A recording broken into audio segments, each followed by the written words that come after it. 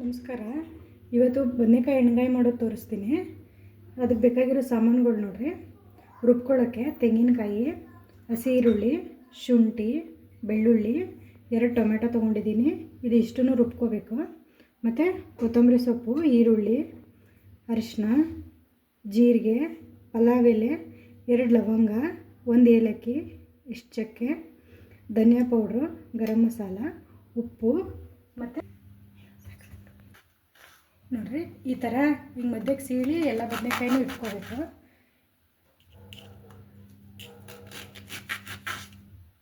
ಈ ಥರ ಹಿಂಗೆ ಭಾಗ ಮಾಡಿ ಮಾಡ್ಕೋಬೇಕು.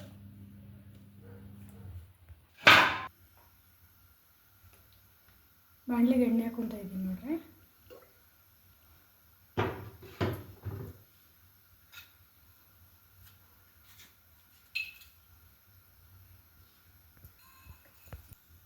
ಇದು ನೋಡ್ರಿ ಮಸಾಲೆ ಹಾಕ್ತಾಯಿದ್ದೀನಿ. ಪಲಾವ್ ಎಲೆ,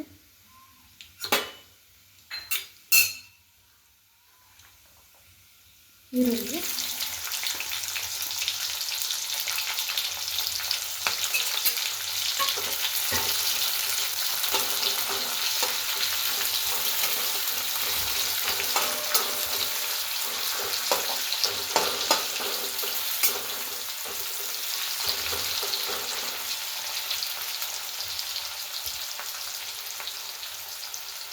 ಈರುಳ್ಳಿನ ಉದ್ದುದಾಗಿ ಹೆಚ್ಕೋಬೇಕು.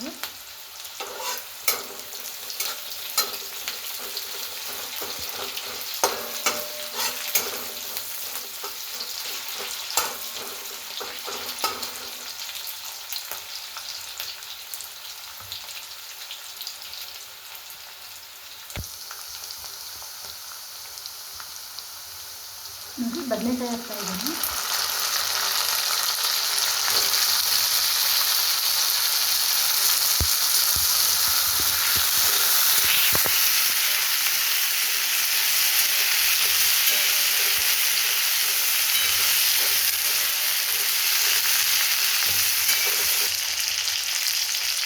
ಉಪ್ಪು ಹಾಕ್ತಾಯಿದ್ದೀನಿ.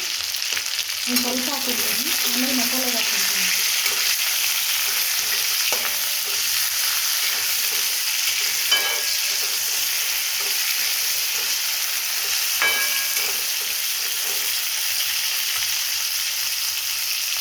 ಧನಿಯಾ ಪೌಡ್ರು, ಗರಂ ಮಸಾಲ,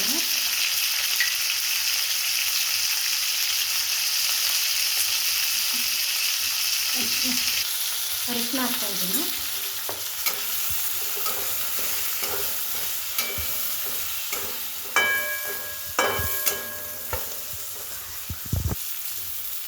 ಒಂದು ಸ್ವಲ್ಪ ಬೇಕಿದ್ರೆ ಖಾರದ ಪುಡಿ ಹಾಕ್ಕೊಳ್ಳಿ, ಅಂದರೆ ಕೆಂಪು ಬರುತ್ತೆ. ನಿಮ್ಗೆ ಇಷ್ಟ ಇದ್ದರೆ ಹಾಕ್ಕೊಳ್ರಿ, ಇಲ್ಲ ಅಂದರೆ ಬೇಡ.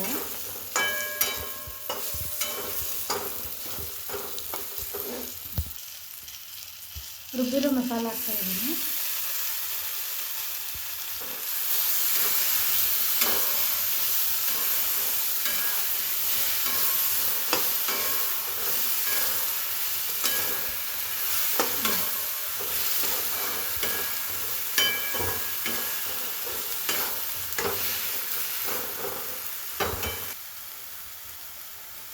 ಸ್ವಲ್ಪ ನೀರು ಹಾಕ್ತಾಯಿದ್ದೀನಿ.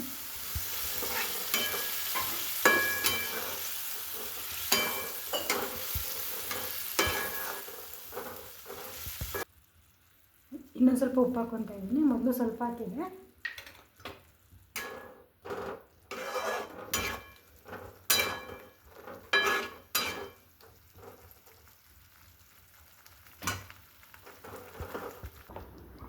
ನೋಡ್ರಿ ಈಗ ಲಾಸ್ಟಿಗೆ ಸ್ವಲ್ಪ ಕೊತ್ತಂಬರಿ ಹಾಕ್ತಾಯಿದ್ದೀನಿ.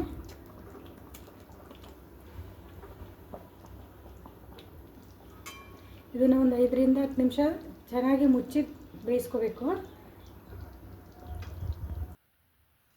ನೋಡಿರಿ ಉತ್ತರ ಕರ್ನಾಟಕದ ಎಣ್ಣೆ ಬದನೆಕಾಯಿ ರೆಡಿಯಾಗಿದೆ. ಈ ವಿಡಿಯೋ ನಿಮ್ಗೆ ಇಷ್ಟ ಆದರೆ ಲೈಕ್ ಮಾಡಿರಿ, ಶೇರ್ ಮಾಡಿರಿ, ಸಬ್ಸ್ಕ್ರೈಬ್ ಮಾಡಿರಿ. Thank you.